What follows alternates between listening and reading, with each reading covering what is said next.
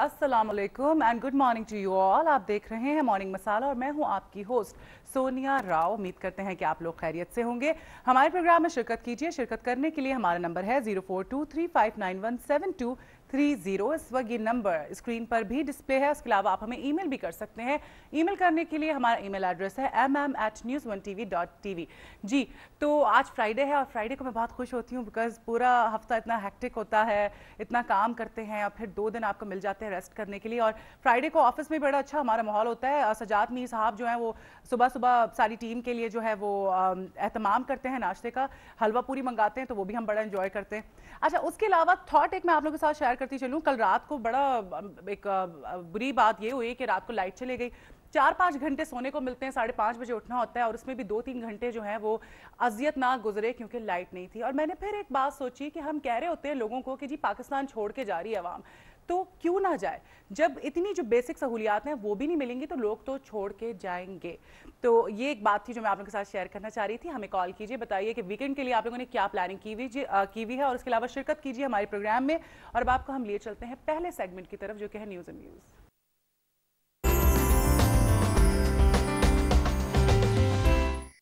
Ji, news and views में खुश आमदीद। न्यूज़ एंड व्यूज़ में सबसे पहले तो मैं आपके साथ शेयर करूंगी जो हेडलाइंस हैं वो। अच्छा, हेडलाइंस कुछ इस तरह से हैं कि शिकारपुर में नेटो के 20 से ज़ायद जो ऑयल टैंकर्स हैं उन पर नामालूम दहशतगर्दों की तरफ से हमला किया गया है। उसके अलावा आलमी बैंक ने पाकिस्तान के लिए $40 करोड़ की मंजूरी दे दी है और अमेरिका ने कैमरॉन मेंटर को पाकिस्तान के लिए नया सफ़ीर मुंतखब कर लिया है। और परवेज़ मुशर्रफ आज लंदन में अपनी पार्टी ऑल पाकिस्तान मुस्लिम लीग का ऐलान करेंगे। और आज लियाकत अली खान का यौम विलादत है। ये थी कुछ अहम खबरें और अब आपका तारुफ कराते हैं। हमारे साथ मौजूद हैं president Lahore press club, senior journalist हैं सरमद बशीर साहब। अस्सलाम वालेकुम। कैसे मिजाज हैं आपके? खैरियत से? क्या मसरूफियत चल रही है आजकल? आजकल जी अखबार लॉन्च किए है आरिफ निज़ामी साहब ने, पाकिस्तान टुडे। तो उसकी जो सारी तैयारी वगैरह थी उसकी मसरूफियत, फिर प्रेस क्लब की कुछ मसरूफियत, बाकी जिस तरह जर्नलिस्टों की ज़िंदगी मसरूफ होती है वो आपको आपकी तो ज़्यादा जिम्मेदारियां होंगी आप पर क्योंकि आप प्रेसिडेंट हैं प्रेस क्लब के। जी, वो प्रेस क्लब के साथ वो तो एक प्रेस क्लब की जिम्मेदारी, वैसे फिर अखबार की जिम्मेदारी और इस तरह के। सही। अच्छा, गुफ्तगू का आगाज़ करते हैं। अब सबसे पहले मैं ये जानना चाहूँगी कि पाकिस्तान को इस वक्त बेशुमार मसाइल हैं जिनका सामना है, उसमें सबसे जो अहम बात है वो है कि मईशत की खराबी। इस पर आप क्या तबसरा करेंगे? इस पर तबसरा तो यही है कि मईशत हमारी पहले भी कोई बहुत अच्छी उसमें शक्ल में नहीं थी और फ्लड्स के बाद जो अभी सैलाब जो बदतरीन है हमारी हिस्ट्री के, उसके बाद तो उसकी जो सूरत हाल है वो सामने है। बल्कि आज स्टेट बैंक के गवर्नर की जो स्टेटमेंट है कि जो 2 करोड़ लोग इसके से मुतासर हुए हैं उसकी वजह से हमारी मईशत की सूरत हाल और बुरी हुई है। लोग वो जो गुर्बत की क्या कहते हैं उसे लकीर, उससे और ज्यादा नीचे आ गए। पहले तो ये लाइन से बिल्कुल पॉवर्टी लाइन से नीचे आए और बहुत ज्यादा, और अब उसके जो असरात हैं वो काफी देर तक जो है वो रहेंगे। बड़ी अनफॉर्चुनेट बात होगी। तो उससे ये है कि गवर्नमेंट खुद जो है वो ऐसे मसाइल में घिरी हुई है कि वो जो असल इश्यूज हैं, गवर्नेंस के इश्यूज हैं, जो मईशत के इश्यूज हैं, उनके ऊपर ठीक तरह अभी तक फोकस नहीं कर पा रही। बिल्कुल। अच्छा, यही वजह, सूरत हाल तो पहले भी कोई खास अच्छी नहीं थी लेकिन अब जो बदतरीन हो गई है उसकी अहम वजह यह है कि 2 करोड़ से ज़ायद जो लोग हैं सैलाब की वजह से मुतासर हुए हैं। अब ज़्यादा इकॉनमी हमारी बदतरीन हो गई है। इसमें एक जो अहम वजह आपको नहीं लगती कि अगर प्लानिंग सही तरह से होती है हुकूमत की जानिब से तो इतनी बुरी सूरत हाल का सामना करना ही नहीं पड़ता?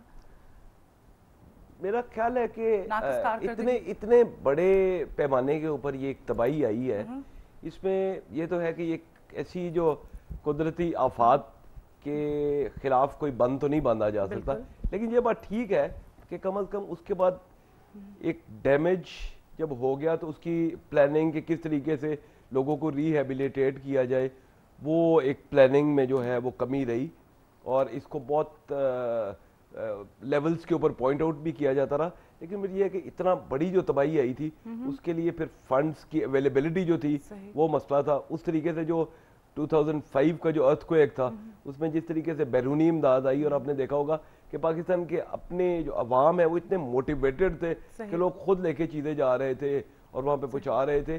वो इस दफा ज़रा चीज़ जो है वो लैक हो रही थी, नज़र आ रही थी कि बाहर से भी नहीं इमदाद उस तरीके से आ रही, एक क्रेडिबिलिटी का मसला चल रहा था गवर्नमेंट की कि वो पैसे नहीं आ रहे थे, और फिर इसको मीट करने के लिए हमारे अपने जो रिसोर्सेज थे वो भी कोई इतने बेहतर नहीं थे। जैसे आपने खुद कहा कि मईशत कोई इतनी अच्छी शक्ल में नहीं थी, जो कि इस तबाही के बाद वो और ज्यादा मुतासर बिगाड़ का शिकार। अच्छा, मुझे क्रेडिबिलिटी की बात हो रही थी, आप मुझे एक बात बताएं कि लोग तो अभी भी जो जज्बा लोगों में देखा है, लोग ही इतना कुछ कर गए हैं इस सूरत हाल में भी, बाहर से अगर ओवरसीज पाकिस्तानी की बात करें, अब हमारे अपने लोग, हुकूमत पे तो एतमाद है ही नहीं, लोग जो है कहते हैं जी करना ही नहीं। बिकॉज अगर अर्थक्वेक की आप बात करें तो इतनी इमदाद आई थी, वो हड़प कर गए लोग, वो पहुंच नहीं सकी अभी तक जो है। अगर बात रिहैबिलिटेशन की बात करें तो काम इतना सही से हुआ नहीं।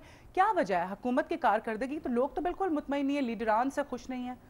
रिहैबिलिटेशन का फेज तो खैर अभी शुरू हुआ है, उसमें जाहिर है कि पैसे चाहिए होंगे, रिसोर्सेज चाहिए होंगे, लेकिन ये बात मेरा ख्याल है थोड़ा सा रिकॉर्ड को दुरुस्त कर लिया जाए कि 2005 के अर्थक्वेक में बाहर से बहुत इमदाद आई, लोग मोटिवेटेड थे, और बकौल आपके कि अब भी उतनी मोटिवेशन है, लोग खुद अपने तई सारा कुछ कर रहे हैं।